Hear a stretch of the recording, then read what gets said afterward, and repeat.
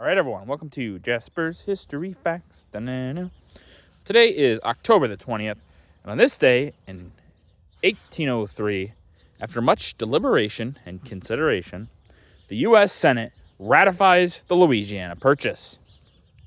The Louisiana Purchase, if you had seen the video the other day about the purchase of Alaska from the Russians, is probably one of the best and cheapest land purchases in all of world history, but especially U.S. history.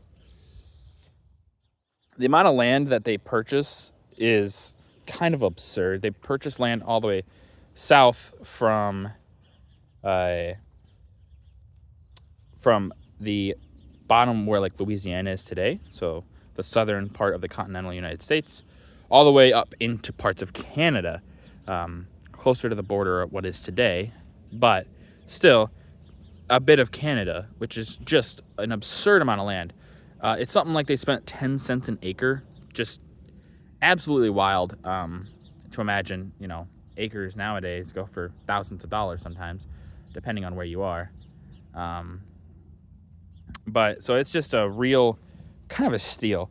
It's sold to the United States by France. It's sold to them by, France sells it to the United States. It mostly just because they needed money.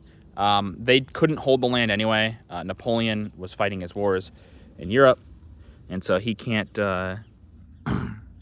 really hold the land. So he says, just so that the Brits don't get it, which it was a possibility.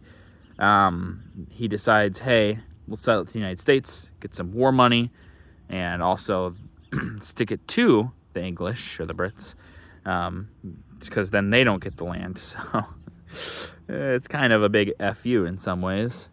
You had to have imagined that they looked at the treaty for purchasing this and just been like, how did we get this to agree? Because they only spent $20 million, which is just so cheap. It's so cheap for the amount of land. This will spark expeditions out to see what they just purchased, basically. Lewis Clark expedition, obviously, very famously. A lot of stuff out there.